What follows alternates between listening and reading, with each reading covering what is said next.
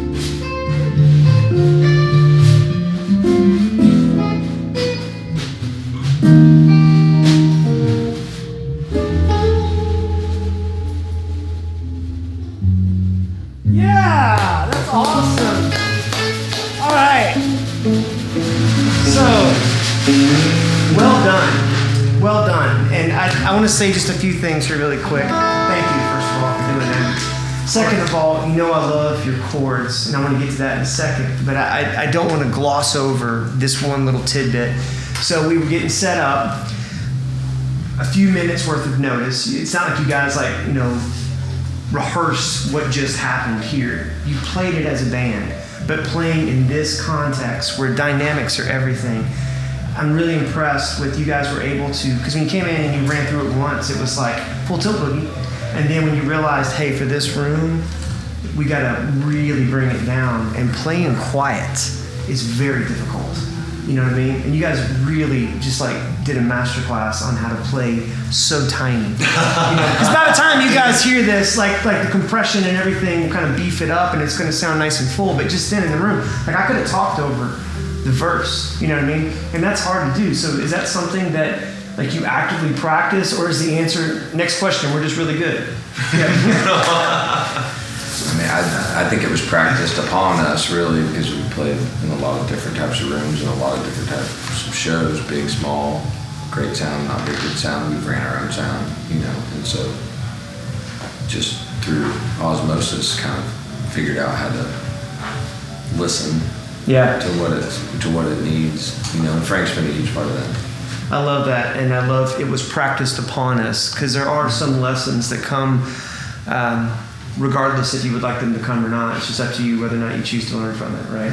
Yeah, I mean, I think we all really learned a lot from each other and from just the gigs that we played in this last 3 months, Yeah, that's awesome. Anybody else have anything to say on that? I mean, definitely listening is a really big part of just what we do, is listening to each other, listening to yourself, where can I sound better? Yeah. And I think that's really where that comes from, is just always listening, using that as a tool. Absolutely. In fact, I mean, it's funny, it's that's the number one skill for a musician, and it's in how many, a lot of times in the environment of this retail world that Emmett and I live in. Emmett's working the camera. I don't know if you can see him, but he's walking around here. Slip in the camera for a second, Emmett. Woo. We always talk about showing interest to someone is active listening, which is listening without prejudice. And so oftentimes in life, especially in the world that we live in now, everyone is listening to respond, because you've got your thing right here and you're ready to fire it off. These are the 5 talking points I saw on my favorite news media outlet. You know what I mean? And you're ready to fire it off, right? But active listening is just listening to truly just understand. Just to receive right? it. Right? Yeah, and when you're doing that in this environment, if something happens where all of a sudden the guitar comes in too loud or the bass or whatever, you just kind of go with the flow. I love that, and you guys just demonstrated that beautifully. Anything else to add before I move to the next question? I would still like to play too loud all the time. Frank says he wants to play too loud all the time. We let him, because he's the tone master. When we're ever on stage and something funny's going on with my guitar, or with Andrew, or even with Dylan's drums, any sound check, mic, anything, we just go, look at Frank. Yeah. He's over there massaging his beard. He's already thinking about it. Yeah. He's just doing the beard massage, and we're tone geeks because of Frank, I think, now. Definitely.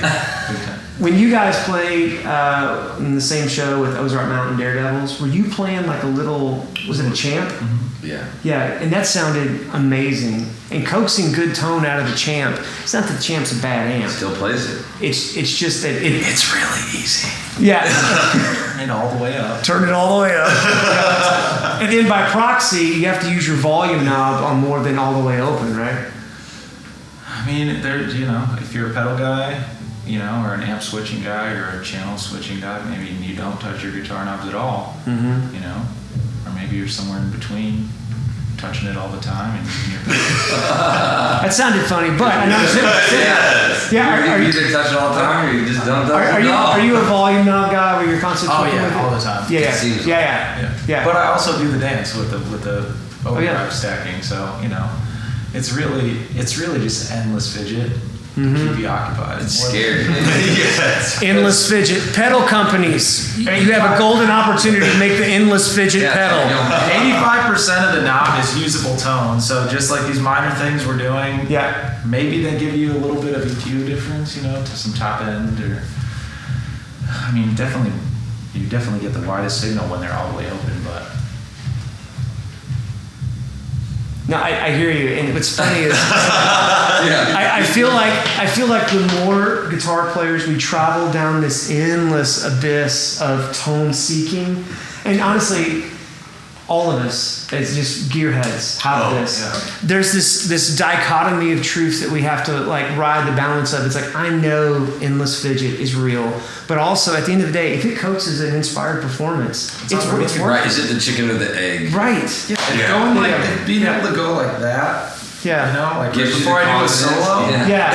Yeah. I do a better job. I'm gonna do it every time. Exactly. That's so funny. Speaking of solo It's like stuff. our tone's for us, not for you. Yeah. Well, it's like the brush in the hand of the painter. At Yeah, the it's end of the day, it's like the person looking at the painting didn't care what the brush was. Right. You know what I mean? Yeah. Well, I think Very there's true.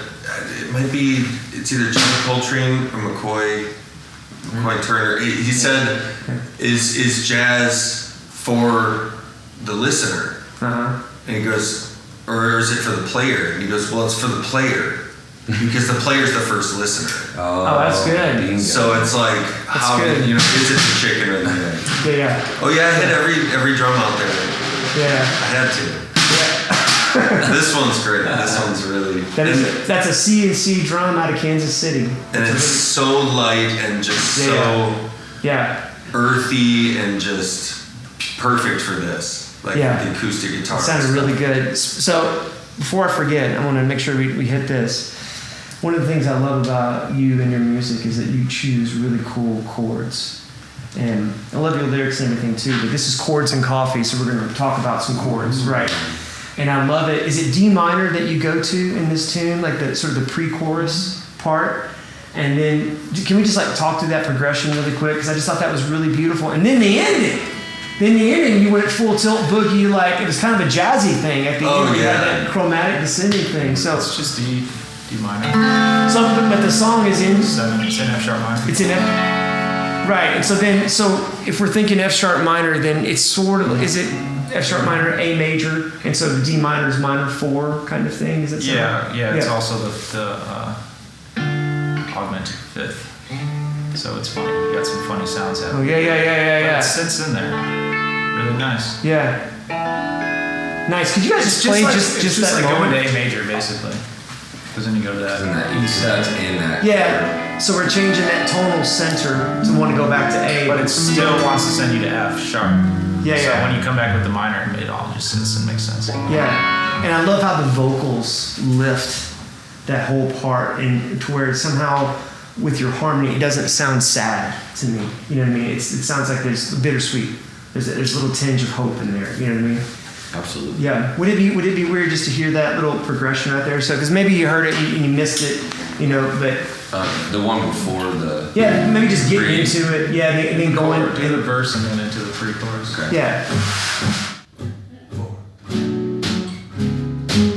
And I love that. It's funky. Yeah, it's got a groove to it.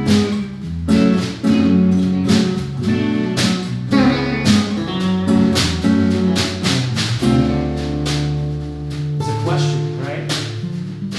And then you go to the 5, like we're going to A major, but never mind.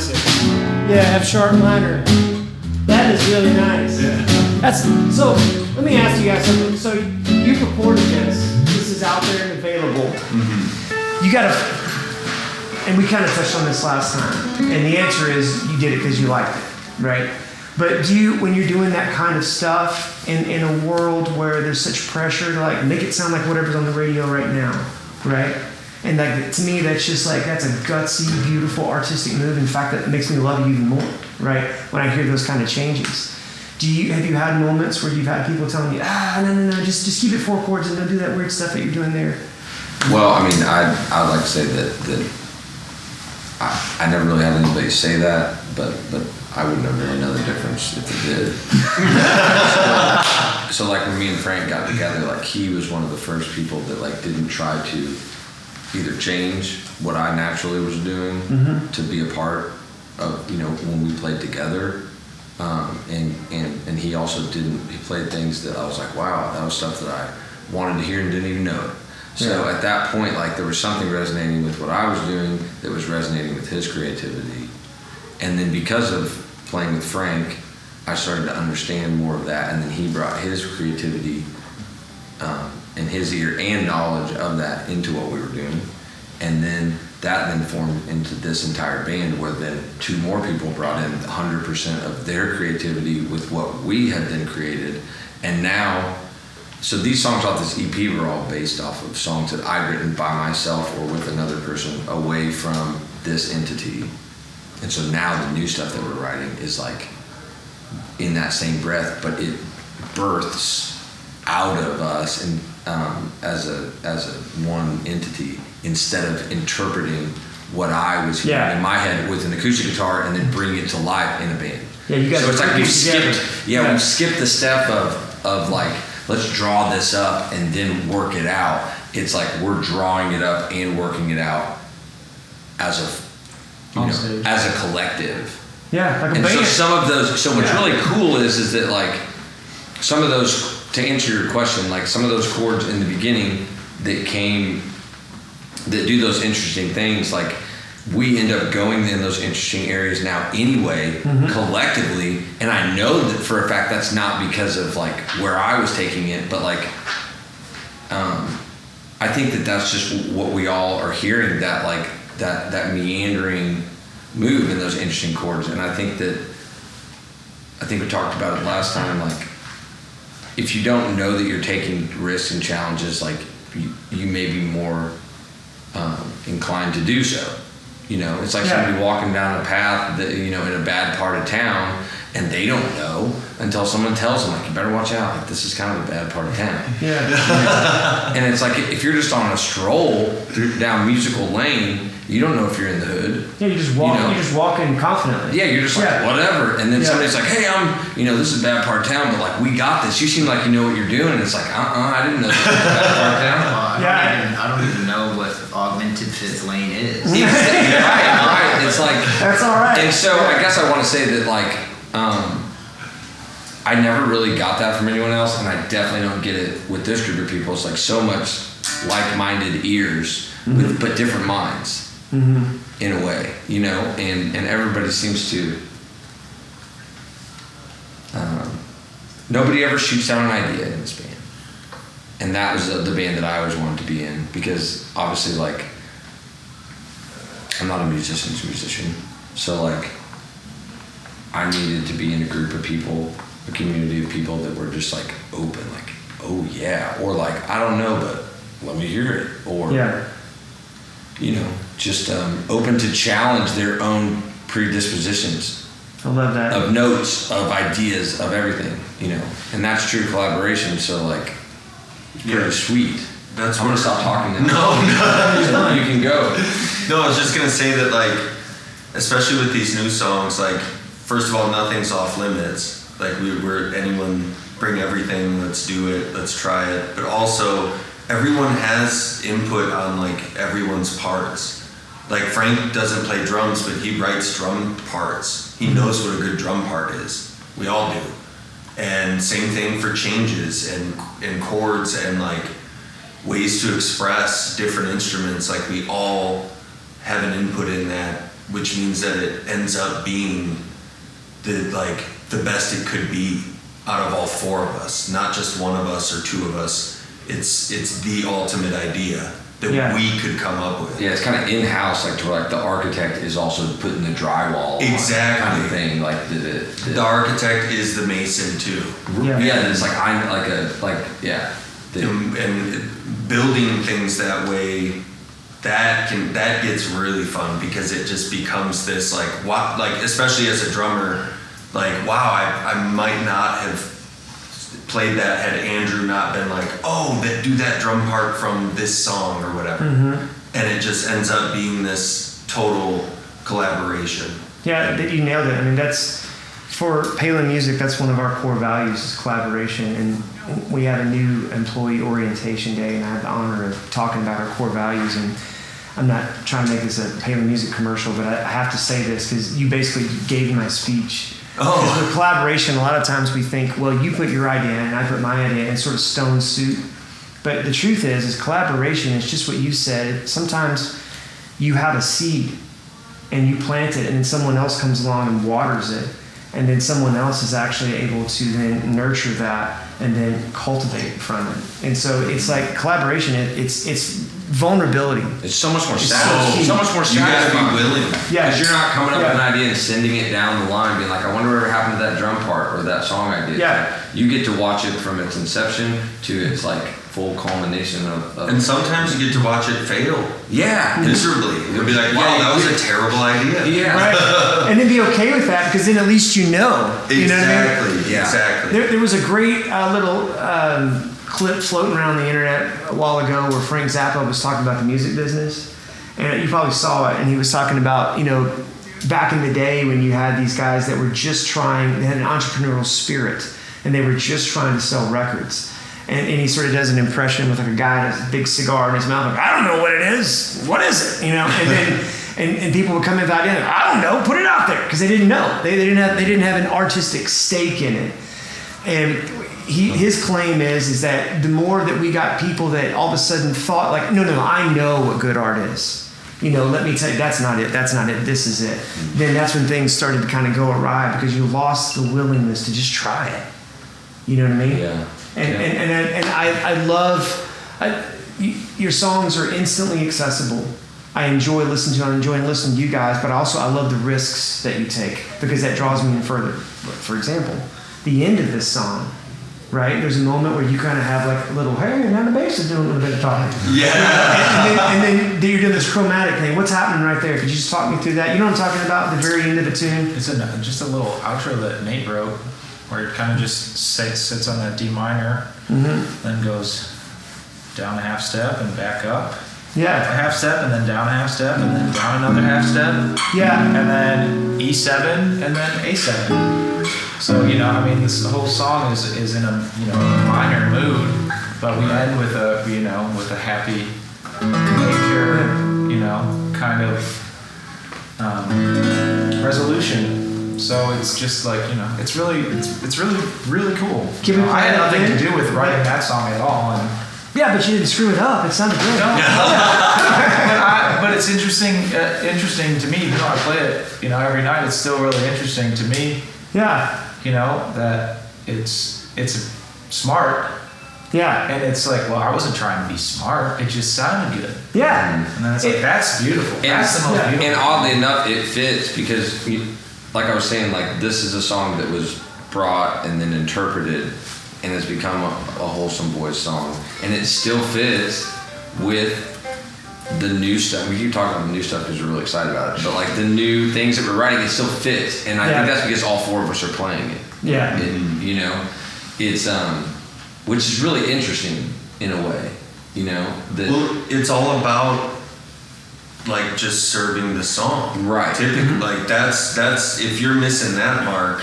We don't ever turn songs into like, well, this doesn't sound like what we do, so let's turn the song into that. It's like, let's do this. Even if it's if it were a bluegrass song, we would do it that way if we wanted to. We wouldn't change, we wouldn't terraform it or make it different than it seemed to be. And so that's been really, I love that. really cool. Well, can we hear that little ending part? Yeah, though? oh, yeah. I just want to highlight this for a second because I think it's really cool. You want to just do just that from there? Yeah. 1, 2, 3, 4.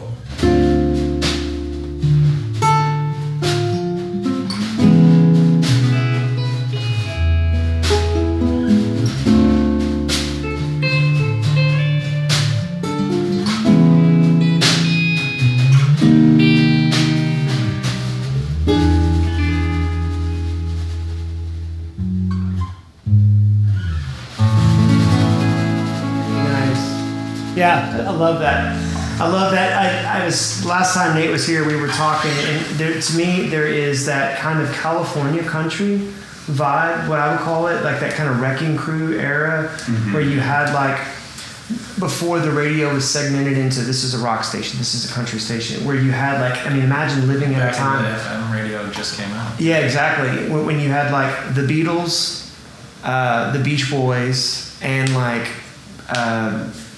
Glenn Campbell, and like, you know, and just Johnny Cash, and like all that, and it was just all sort of on the radio at once, you know, and it just sounds like American music, for lack of a better term. You know, Oh, It's just, right. you know, from that. We like that. Yeah. So why don't you guys want to do another one, and then we'll talk about it, and then we'll let you get back out on the road. Should we do? Yeah. You guys like want to play again? Waco?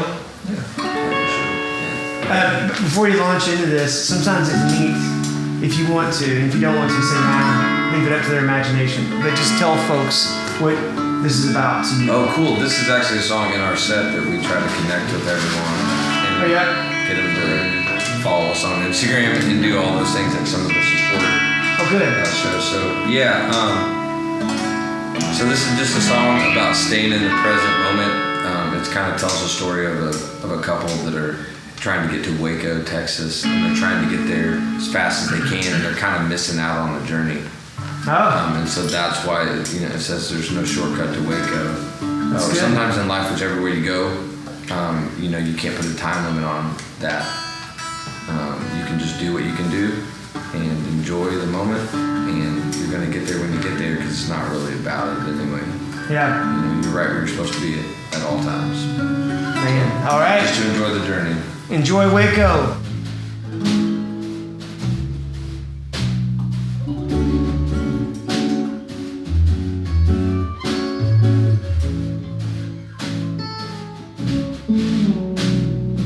Everything I go, said the river to the ocean, wind their way to where they meet.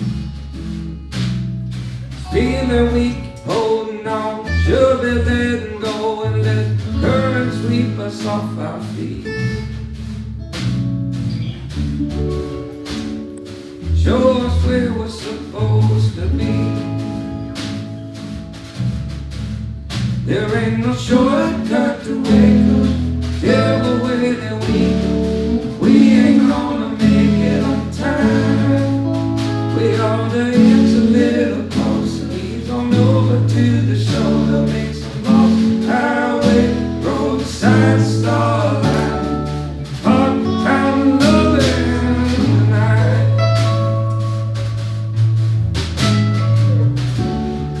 We know won't get nowhere.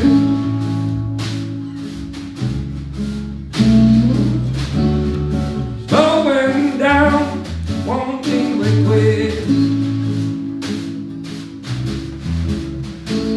Inside the prison is a gift, and it's the only one we get.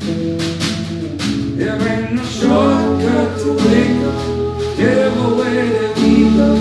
We ain't gonna make it on time. We ought to inch a little closer, ease on over to the shoulder, make some lost highway, roadside starlight, park pound and loving tonight.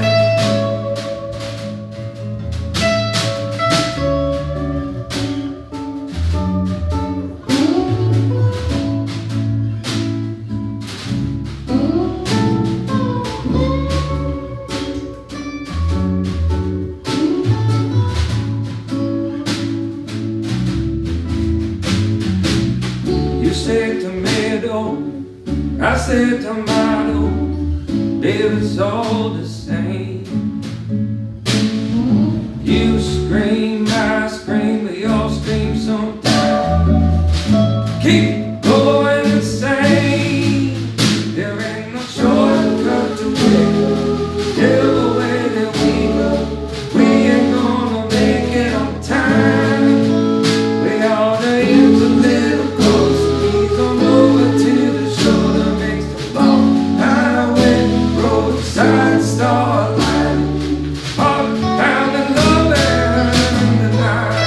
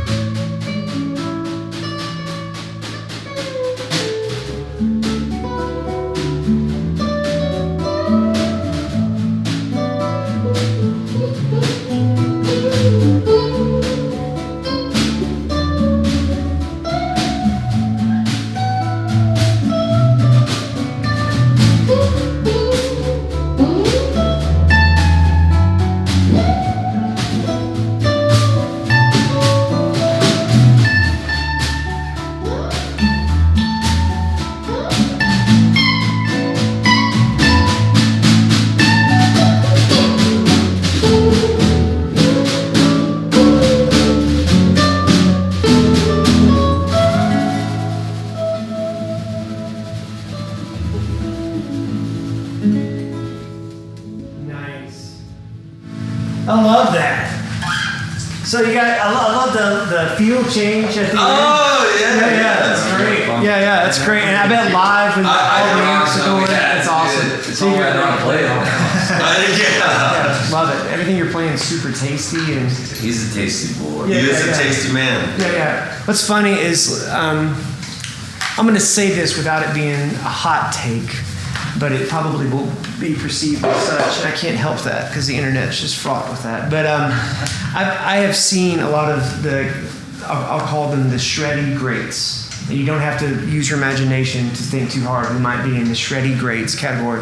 And while their technique is breathtaking, it's like I can't stay the whole show sometimes because it like gets to be. I'm like, man, it's just. First of all, it's not my thing, right? Second of all, I just really love good songs. And third of all, when someone can through an instrument with the 12 tones that we have, and through articulation and expression, like sing a new song in the midst of that song, to me, like that trips my trigger every single time because that's when you put spirit in the room. You know what I mean? And it's like it becomes more about we and less about look at me. You know what I mean? And I know, don't get me wrong, there's some guys like I think like Guthrie Govan does a great job of having that kind of connection when he does a ballad. Andy Timmons, get out of here. You know what I mean? Jeff frickin' Beck. You know what I mean? So, I mean, there's guys out there that check all those boxes, but I love your playing. I'm gonna brag on you for a second. And you, quiet one, holding down the foundation, pocket, and you over here making this snare drum. Just one drum, that's all you need. You guys sound great. And I just want to encourage you. One of the things I love about what you're doing, it's so wonderful. It's like when you guys even walked in, it's funny, is I was handing coffee to everybody, and Nate handed everybody else coffee first. You didn't even know you did it. And it's just, I can tell that like you guys have a chemistry and you have a spirit about you that's right. And when people go to see it, the bands that you want to see live are the ones that when they're on the stage and you forget the stage is there, you feel connected to them. And you want to come along with them on the journey. And you guys are on a journey, and this is a good band to go along with. They're wholesome. I mean, they're young, man. They're boys, but they're wholesome. Thank you guys so much. Do you have any quick last-minute throw-ins before we sign off from Chords Coffee? Thanks everybody who listens Thank to you us. so much. Yeah, introduce yourselves really quick. Frank, My name's Frank.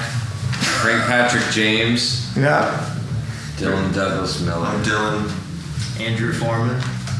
I'm Nate Fredrick. Nate Fredrick. All right. Well, hey. Palen Music. Thank you, Guitars and Coffee. Thank you, Nate White. Yep. Appreciate you Absolutely. so much. Thank you, Love Emmett. guys. Tune in next week. I want to remind you guys, if you're watching this, that makes you part of a family of the most encouraging guitar players out there in the universe. Go encourage somebody. Tell somebody they're a great player and mean it. Pray for Frank. All right. We'll see you guys next Saturday, 9 a.m.